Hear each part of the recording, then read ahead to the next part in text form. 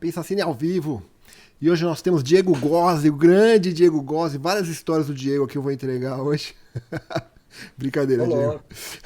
É, Antes de cortar pro Diego lá, é, se você não se inscreveu no nosso canal ainda, inscreva-se aqui no YouTube, entrevistas com pessoas da área, tem a série Primeiros Passos que explana sobre temas importantes aí e com uma profundidade maior, então não perca a série Primeiros Passos também.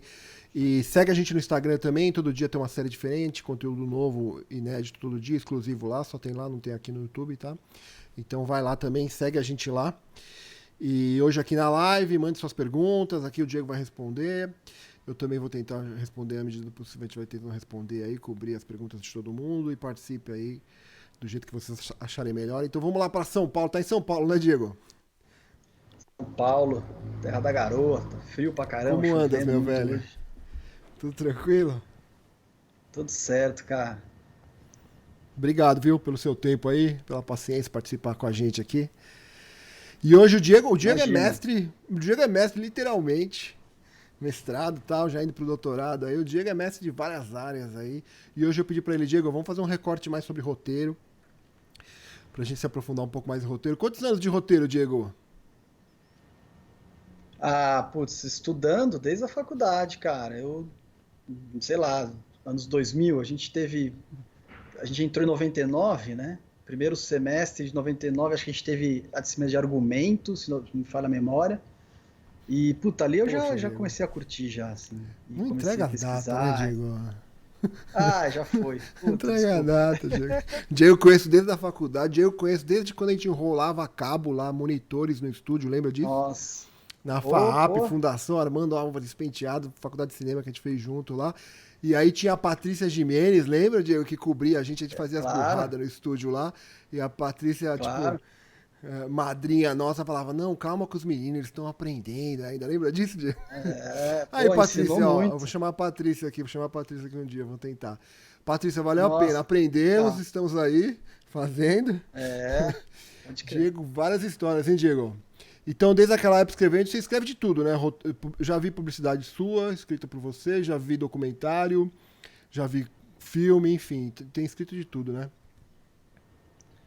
É, na verdade, assim, eu falar de coisas antigas de novo, mas assim, eu sempre gostei de escrever, assim, desde antes de entrar na faculdade, em minha casa dos meus pais, assim, sempre foi cheio de livros e filmes, assim. E os livros, para mim, eu comecei a ler tarde até. Eu não lia criança, não. Mas a presença dos livros, assim, nas estantes da casa dos meus pais, para mim, sempre. Para mim, é uma coisa que eu não sei explicar direito, mas é como se fosse assim. Eu não acessava o que estava dentro dos livros, mas para mim não era só papel. Sempre tinha alguma coisa ali, assim. E quando eu comecei a acessar, eu comecei a curtir muito, assim, igual de escrever. Até hoje eu acho que eu me expresso melhor escrevendo do que falando, por exemplo. E eu sempre prefiro mandar e-mail, às vezes, quando eu vou falar de coisas sérias, do que falar. E enfim, eu acho que é a minha ferramenta, sabe? É uma ferramenta onde eu me sinto à vontade. Eu sei que eu consigo me expressar bem escrevendo. Então, foi meio que por isso, assim, que acho que aí na faculdade, quando eu comecei a ter as aulas de roteiro, eu me encontrei também, né? E encontrei é um canal de comunicação mesmo, assim. Não era nem o que eu me lembro agora, assim, não era nem tanto o roteiro em si e tal, era tipo, sei lá, é como, não sei explicar, mas sei lá, de repente um jogador de futebol, vai, que descobre que consegue mostrar a personalidade dele, quem ele é, quando pega uma bola, né? Eu nunca consegui com bola. Então, eu descobri que o texto, por exemplo, a escrita conseguia traduzir coisas que eu pensava de uma maneira mais natural, sei lá. Então isso. Diego, deixa eu te perguntar. Nossa mente, não sei a sua, a minha, né? Vou falar da minha então. Minha mente trabalha meio toda desordenada, né, cara? Quando a gente tá pensando em filme, a gente tem um conceito de repente, a gente tem uma ideia inicial, ou a gente às vezes tem só a cena final, a gente tem um momento de performance, de atuação, né? Poxa, eu tenho aquela cena da mãe se despedindo da filha do aeroporto, sabe? Às vezes a nossa cabeça ela trabalha de forma desordenada, né? Não é uma coisa assim super sob controle, né? Principalmente quando a gente está criando para filmes, né? Escrevendo roteiros para cinema.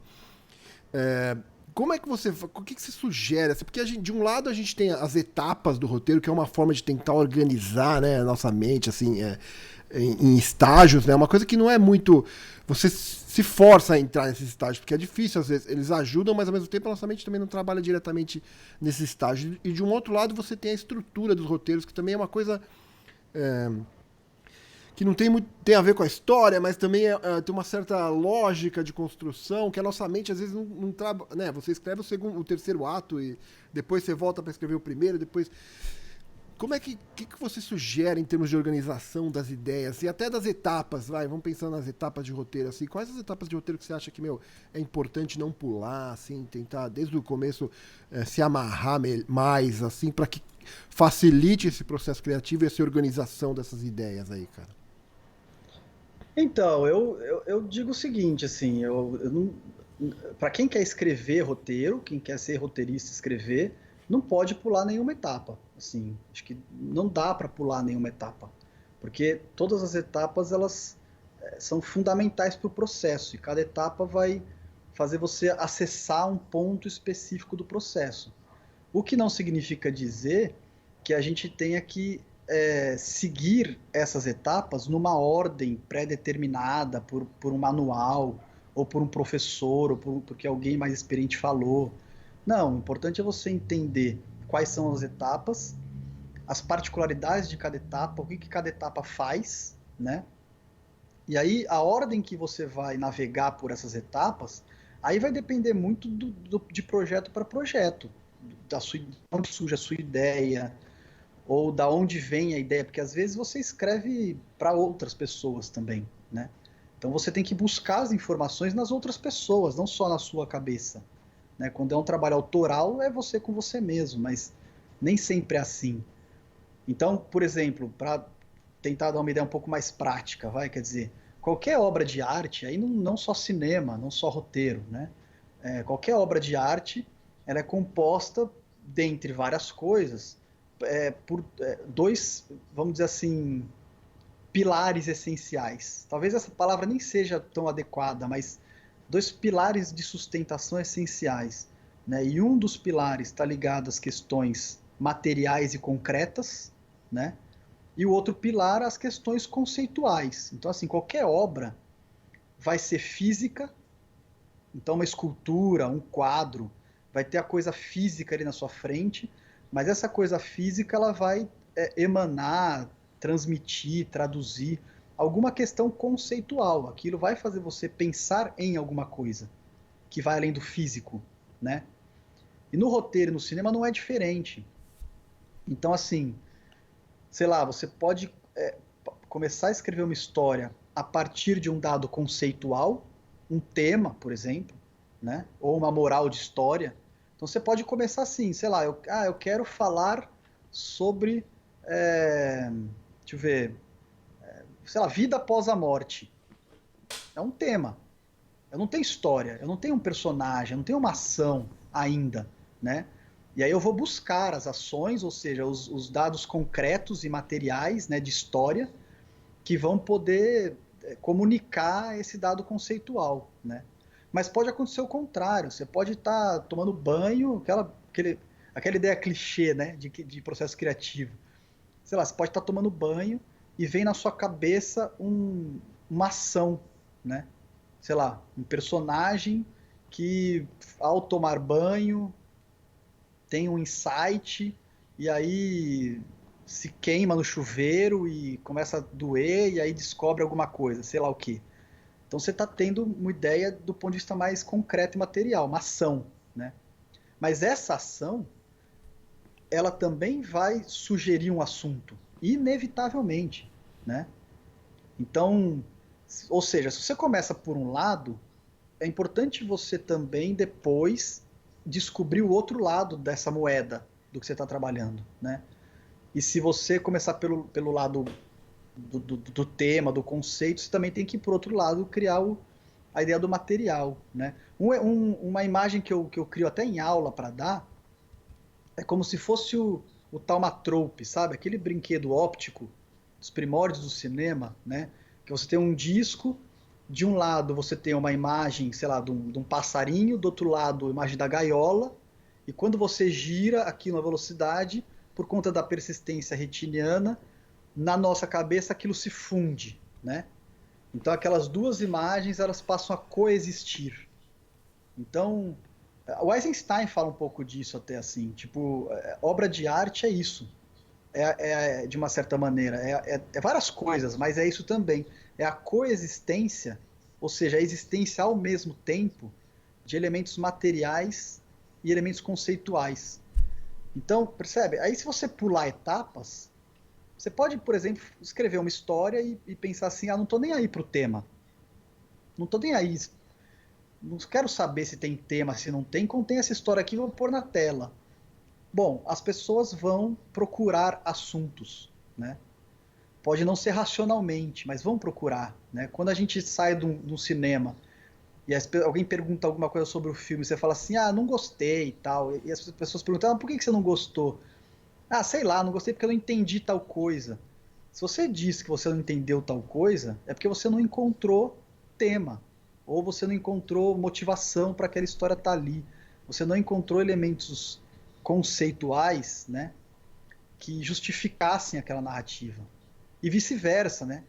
Podem ter filmes que são conceituais demais e você às vezes não gosta e acha que não entende, porque você não encontrou elementos materiais que também dessem conta de traduzir aqueles elementos conceituais. Então, A assim, montagem era muito lenta, né? Então o conceitual estava é, super profundo, mas a ação em si, o personagem agia pouco, né? E aí não pois é. justificava toda essa densidade. Eu entendo o que você está falando. Eu acho assim, acontece muito processo comigo também, um processo de descoberta, de você estar escrevendo um negócio e de repente descobrir, não, o tema não é esse, o tema é esse, sabe? Uma coisa que estava subliminar e atrás da sua cabeça querendo ser dita e você não sabia exatamente o que era. E aí quando essa peça encaixa também, parece que clareia até o outro lado da moeda que Sim, você estava falando. Clareia até quais são as próximas ações que o personagem tem que tomar, para onde essa trama tem que ir, né? Essa coisa, a coisa do tema mesmo. Eu brinco porque, assim, às vezes para mim, né, dificuldade de fazer às vezes é difícil ser uma bobagem, assim, né? Um storyline, sabe? É difícil você condensar, quando você já tem uma coisa mais elaborada, às vezes, é, você sair começar com storyline, sabe? Principalmente porque a gente sabe que storyline às vezes tem muito essa pressão. Também tem isso, parece que cada estágio, a gente vai chegar lá, cada estágio do roteiro tem uma certa escrita também. Que nem o storyline tem que ser uma coisa também que você possa usar como um pitching, que você possa convencer alguém. Então tem que ter, às vezes, de repente, um temperinho mágico ali que faça com que a pessoa tenha interesse pelo filme e de repente você vai contar essa storyline para um investidor. Então tem essa coisa do storyline jogar nos dois times, né? Joga no time da construção da ideia, da construção do roteiro, mas ele pode jogar também, ou você criar um segundo storyline para jogar no time da produção, de atrair talento, pessoas para trabalhar com você, ou atrair financiamento, né? Então eu sinto dificuldade disso. Às vezes eu prefiro dar 2 passos para frente, voltar dar um passo para trás, sabe? Eu me perco um pouco nessa claro. transição. Mas a única coisa que eu garanto, que eu acho acho que você vai concordar comigo, é legal reforçar aqui, que não é aquela coisa de cair direto nas 90, nas 120 páginas, né?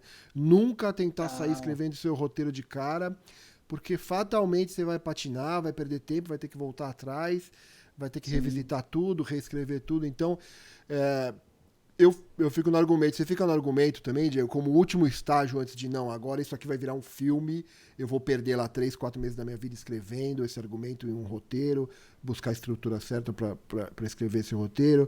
Como é que você vê isso, Diego, a relação do argumento, o tempo de trabalho, o tempo de empenho num projeto para escrever essas 190 páginas aí?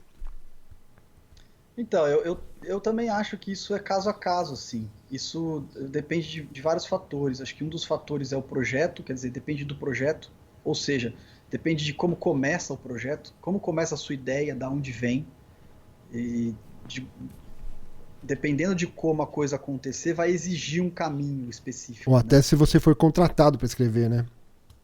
Exatamente. Então, e isso também, como depende também do perfil de quem está escrevendo, do perfil também de quem tá, para quem você está trabalhando às vezes, né? Por exemplo, eu perco muito mais tempo, perco não, né? Falar a palavra perder não é totalmente equivocada, né? Na verdade, assim, eu gasto mais tempo na storyline, por exemplo, no tema, na premissa, na progressão dramática, porque eu tenho essa maneira de lidar. É igual com a montagem. Na verdade, eu aprendi muito isso com a montagem também de documentário, né? Porque eu montei muito mais documentário do que ficção. E no documentário, você não tem um roteiro, você tem uma sugestão de estrutura, você tem um guia e um material bruto que dá 200 filmes, né? Então você precisa estudar muito material bruto. E uma coisa que eu aprendi, quer dizer, eu me acostumei, na verdade, com montagem, é que assim, eu estudo muito material bruto porque eu funciono assim. No momento em que estou familiarizado com material bruto, eu monto muito rápido. Mas não é porque eu monto rápido, porque eu manjo, eu vou lá e monto rápido. É porque eu já Já processei sabe o que vai muitas falar. coisas. Então, no roteiro, eu costumo fazer a mesma coisa. Eu fico muito mais tempo na premissa, storyline, sinopse, um pouco do argumento, claro e tal, mas eu fico mastigando muito o pré, né? Porque aí, quando o pré está muito bem mastigado, o processo vai mais, para mim, pelo menos, ele vai mais naturalmente no roteiro. Agora, você observou uma coisa importantíssima aí, que é o processo criativo é dinâmico, ele só vai terminar quando você decidir que terminou, né? Então é um processo de descoberta também. Então é isso mesmo, às vezes você até define um tema, se apaixona pelo tema, mas, sei lá, na 20ª página do roteiro você descobre que você se apaixonou pelo tema errado. E nem pode mais ser aquele. E você tem que voltar no tema e modificar e repensar, né? E vai acontecer, né? Não tem como não acontecer. Assim como, né, quantas vezes a gente pega um roteiro, vai para o set e no set descobre coisas que, por melhor que esteja o roteiro, você descobre que não funciona, no set não funciona, né? Por isso que nunca é engessado, né? Os alunos Legal sempre isso que você perguntam falou assim, de. mas se você, os alunos perguntam muito assim, pô, mas se você escreve um roteiro muito bem descrito, com uma história já muito bem profunda, desenvolvida, o que sobra para a direção, né? E aí o que eu costumo dizer, meu, sobra todo o resto, na verdade, Tudo, porque sobrou tudo, né? eu, assim, se você puder, se a equipe do filme tiver potencial, vamos supor, é o exemplo que eu sempre dou, se a equipe do filme tiver potencial para subir 20 andares e o roteiro subir 5, o filme vai poder chegar em 25, né? Se o roteiro subir 10, o filme pode chegar em 30. Então, você não pode ficar segurando a onda no roteiro porque eu vou engessar o trabalho da direção.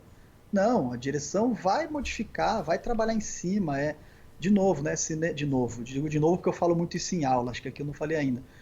Mas o cinema audiovisual é uma arte essencialmente coletiva, né? E mais do que coletiva, eu gosto sempre de frisar isso em aula. Mais do que uma arte essencialmente coletiva, é uma arte de contribuição artística, né? Até para desmistificar aquela coisa da hierarquia, né? Que muita gente acha que a diretora eu vou lá mandar e tu não vai obedecer, né? Não, não é. Você vai, na verdade, criar e também gerenciar e administrar a criatividade das outras pessoas da equipe, né? Porque são várias artes juntas em uma só, né? Essa é a essência do cinema, né? Eu Então, acho, só as para coisas vão falar se sobre o que você tinha modificar. comentado, isso que você falou do tema, eu acho que esse sei lá, eu chutaria que é o maior motivo das pessoas abandonarem os projetos, cara. Ou os roteiros. É você sentir num determinado momento que não é sobre isso que eu quero falar, esse não é meu tema, esse não era o que eu. Eu sinto isso quando a pessoa fala, não vou tocar esse projeto pra frente, é porque realmente o tema não. Ou o tema fazia sentido e deixou de fazer, ou realmente a pessoa estava trabalhando um tema que não era aquele que ia mover ela, enfim, num projeto de 2 anos da vida dela, né? Tipo, escrever um roteiro, a gente Sim, sabe, né? De 3, 4 meses de madrugada em casa sozinho. Precisa ter uma certa energia, um combustível interno ali para garantir que você. Claro, não quando você é contratado, porque aí o tem que uma você busca é demanda. outra coisa, é um outro tipo de incentivo, né? Mas eu tô com você. E essa coisa. E aí o que você tá falando é legal também, porque a gente entra. Do mesmo jeito que tem esse jeitinho de escrever a sinopse, né? O storyline, né? O roteiro também tem esse jeitinho, né, cara? Não é essa obra literária que você senta na rede e sai lendo, que é gostoso de ler e você quer, né? E a gente tem também essas pessoas que, quando escrevem, do jeito que elas descrevem a cena, do jeito que elas descrevem os personagens, assim, no roteiro, como roteiro, né? Faz com que você queira ver o filme, né? Como é que é essa escrita do roteiro, Diego? Assim, como é que você pensa isso ali no... se tem dica, se tem jeito, quer dizer, o seu jeito, a sua dica, né? O seu modo de fazer. Como é que você pensa isso? Não, tem, assim, roteiro é roteiro, né? Eu tô falando uma coisa que parece meio óbvia, mas assim, roteiro é uma coisa específica que precisa ser entendida como essa coisa específica, né? Por isso que o estudo de roteiro não envolve só escrever e ler e saber contar histórias. Putz, eu insisto sempre nisso. Quer ser roteirista, tem que estudar a história do roteiro também. Porque senão a gente fica, nossa, ruídos de comunicação que as pessoas, sei lá, às vezes tem gente que não sabe o que é roteiro e acha que sabe. E quando eu digo acha que sabe, eu não estou falando com petulância, não. Estou querendo dizer assim, por exemplo, você pegar a história, né, do roteiro, a própria história das nomenclaturas, dos termos, né, que de país para país, inclusive, cria algumas complexidades maiores. Então, por exemplo, no Brasil, a gente chama de roteiro, né? Na França, é muito comum você ver a palavra cenário, né? Com SC, SCE-nário, né? Que não é de cenário, de um cenário, enfim, de uma locação, né? E se for pegar no inglês, por exemplo, né, que é o screenplay, né? Na verdade, o termo utilizado para designar o trabalho de quem escreve roteiro no inglês é o screenwriting, né? Que na verdade eu particularmente acho que a tradução literal do screenwriting ela é muito mais didática para explicar o que é roteiro do que a palavra roteiro, porque a palavra roteiro no português ela sugere o guia, né? O guia de filmagem, o roteiro de filmagem, que é também, mas não é só isso, né? A ideia de screenwriting, quer dizer, não é nem escrita para a tela, é escrita com a tela, né? Quando as pessoas que escrevem para cinema começam a partir do pressuposto que o cinema ele tem características específicas, inclusive a sala escura, né? A coisa que, enfim, os historiadores do cinema e os teóricos de cinema falam da situação cinema, né? Aquela situação letárgica do cinema, que é diferente de ver televisão, né? Que você está no escuro, te deixa mais disponível para o imaginário, porque você não tem interferências outras que não a tela. Então, é quando se escreve para aquele formato específico, né? Então, tem maneiras específicas de se escrever. Uma delas é a descrição da ação, quer dizer, a escritura descritiva, né? Essa é uma das grandes diferenças do roteiro, pelo menos eu vou falar de um jeito que pode parecer para muita gente, assim, sei lá, quem é fulano de tal para falar que é isso ou é aquilo, enfim, mas tem a história, os documentos, os teóricos, estudiosos, muitos, que explicam os porquês das coisas e dá para a gente entender melhor. Então, assim, uma das grandes diferenças do roteiro para o texto literário mesmo, romance, literatura, é que na literatura você pode ser mais sugestivo no texto. No roteiro também tem um nível de sugestão, óbvio, mas você tem que descrever a imagem, a ação concreta, porque é a ação concreta que vai estar na tela, né? Então, aquele exemplo mais clichê também de todos, mas que eu acho que é o mais didático, o pensamento de um personagem, né? Você não pode escrever no roteiro assim, sei lá, o Diego está em dúvida se ele vai comer ou se ele não vai comer. Como é que a pessoa sabe que ele está em dúvida vendo ele sentado no sofá, né? Você vai ter que mostrar a imagem da dúvida, você vai ter que construir a imagem da dúvida. Na literatura, a imagem é o texto. Você pode dizer, o Diego está... O exemplo mais bobo que eu sempre dou em aula, tipo, você pode descrever assim na literatura, o Diego está pensando na morte da bezerra. Você entende. Mas se na tela do cinema você coloca o Diego com uma cara assim, pensativa e tal, eu sou um péssimo ator, mas tipo, uma cara assim pensativa, como é que você sabe no que o Diego está pensando? Né? Se você não Só a montagem vai te uma ajudar. imagem concreta.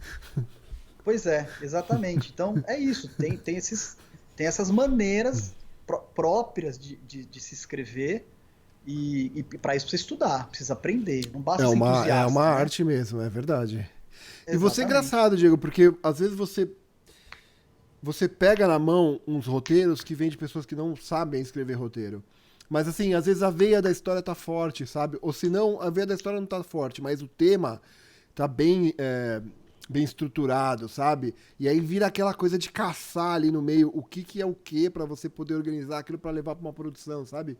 E aí sim, depois você nesse quando se acontece comigo, depois a gente tem que contratar um roteirista que vai exatamente fazer essa filtragem, limpar tudo isso e converter isso para uma etapa do projeto, né? Porque tem isso, é o que você falou também, Diego. Além de ter saber escrever não só essa terminologia e a estrutura também e a coisa das cenas e de páginas, esse documento vai para o diretor bolar para a tela, mas esse documento vai para a produção fazer um schedule, né? Um cronograma e fazer um orçamento, um budget com base nesse roteiro. Então, além de ter esse domínio da narrativa, da construção da imagem, né, do poder descritivo da construção da imagem, você tem que também pensar em como é que isso vai chegar no departamento de produção, que não tem quase nada a ver com isso, né, e vai ter que bolar dali, orçar essa construção dessa imagem, né, e vai ter que determinar quanto tempo leva para se construir essa imagem, né, o que é meio maluco, né, você fazer um schedule com base no roteiro, né. Enfim. Mas essas etapas, Diego, que você falou aí, a gente falou do storyline, a gente falou do argumento, né, que seria aquele conto descritivo, que é uma coisa que mais parece com a literatura mesmo, né, com o formato de conto, né, que fica ali no quê, Diego? Umas 20 páginas, 30 páginas. Se a gente fosse sugerir, assim, para alguém que está em casa agora, poxa, o cara tem um conceito muito legal, ele quer levar para frente, né, a gente falou, não vai escrever as 120 páginas do roteiro. Tenta desmembrar esse roteiro, então, no storyline, na sinopse, e de repente nesse argumento de 15, 20 páginas. Seria isso? Como é que você sugere assim para alguém, de repente para um aluno seu que está chegando na aula essa semana e, poxa, professor, tem esse conceito muito bom, tem essa ideia muito boa, o que eu faço com ela, né? O que você sugere para esse aluno, Diego? Então, a primeira sugestão é escrever o que muita gente aqui no Brasil, alguns teóricos e professores, inclusive, chamam de massa de história, né? Que é você botar a sua ideia no papel, do jeito que ela tiver. E aí, a partir isso ser o seu material inicial de pesquisa. Dessa ideia colocada no papel, do jeito que ela vier, você vai tirar os personagens, os conflitos, os fios condutores de narrativa, as possibilidades daqui e dali. E aí você vai trabalhar em cima desse material, né? Aí, o argumento, ele, enfim, não tem uma média precisa, né? Mas é mais ou menos isso. Para um longa-metragem de 2 horas, uma média de 2 horas, os argumentos geralmente giram em torno de 25, 30 páginas, às vezes um pouco mais, às vezes um pouco menos, né? Então, assim, aí, tudo bem, sei lá, você pegou a massa de história, definiu o tema, a premissa, separou os personagens, entende os caminhos, vou agora escrever a história. Sim, melhor ir para o argumento primeiro, não para o roteiro, né? O que eu E digo, aí, desculpa, em termos até pode de falar. organização do trabalho, porque que nem esse conto, esse argumento, você consegue editar, é fácil, ele é um texto, sabe? Se Claro. você tá de repente no Final Cut lá querendo editar uma cena, até a própria formatação de roteiro transforma tudo, fica tudo mais difícil, sabe? Em termos de edição, em termos de manipulação. Então, Sim. eu sei que esse número de páginas é uma estimativa, é o que, sei lá, às vezes eu costumo ver, às vezes é onde eu acabo batendo, né? Mas, enfim, é só nesse sentido de ser mais fácil de manipular essa massa, esse Sim. clay, né? Ainda tá mole, então você... Porque vai ser, de repente, no Word que você tá jogando todas essas informações, né? Deixa eu só te perguntar, dessa massa macarrônica aí que você falou, é, tem preocupação estética com o texto? Não, com o texto ainda não, né? Só põe no papel, não precisa escrever bonito, na melhor das suas habilidades escritas, é simplesmente a sua Não. memória jogada ali, o vômito que a gente brinca, né? O draft, o vômito Isso, do exatamente. primeiro draft. Você põe tudo no papel para você ter a sua memória no papel travada, é isso? Para poder começar a trabalhar? É, Exatamente. E tem que ser assim, na verdade. O Jean-Claude Carrier dizia isso nos livros dele, que foi escritor, roteirista francês, escreveu vários filmes do Buñuel, foi parceiro do Buñuel, escreveu o roteiro do As Belas da Tarde, enfim, vários filmes do Buñuel. E ele dizia isso, quer dizer, você precisa ter esse momento de jogar as coisas para fora sem ter pudor, né? Senão você não vai entender o material que você tem na sua cabeça. E é seu, ninguém precisa ler, não precisa ter vergonha se vai ficar ridículo ou não, né? Você só vão ler se você deixar. Aliás, eu até aproveito isso para voltar numa coisa que você falou lá atrás, assim. Às vezes as pessoas falam assim, não, acho que eu vou abandonar esse projeto porque o tema, não tô afim, acho que descobri que não é muito isso e tal. Eu acho que tem que pensar de uma outra maneira, que é assim, não é que você tem que desistir do projeto, você tem que continuar no projeto. O que você tem que entender é que, importante, se você não está satisfeito com o tema e tal, significa que você não chegou ainda naquilo que você quer fazer do seu filme, da sua obra, né? Então, a massa de história, a maçaroca macarrônica é isso, joga tudo ali. Você vai pesquisar ali. Quando você tiver problemas no argumento, narrativos, lacunas de informação, seja o que for, onde que você vai buscar as coisas? No seu processo criativo. Se você tem essa massa de história, essa coisa vomitada ali já num papel, você tem um material concreto que te facilita o direcionamento da pesquisa, né? Do seu material. Porque também é aquilo, não adianta achar que escrever roteiro, produzir arte, é só ficar divagando, ter ideias. Boa parte do processo é burocrático também, né? Diretor faz isso, roteirista faz isso.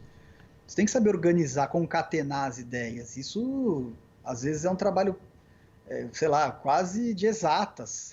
Né? Não chega a ser de exatas, mas tem um teor meio matemático, muitas vezes, também. Né? É Então... 1% inspiração, 99% transpiração, né, Diego?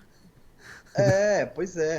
E essa coisa que você falou também até da coisa do argumento ser menor e você poder controlar melhor, né, a complexidade narrativa, é isso mesmo, é quase como se o argumento fosse um ponto de vista de plano geográfico, sabe? Né?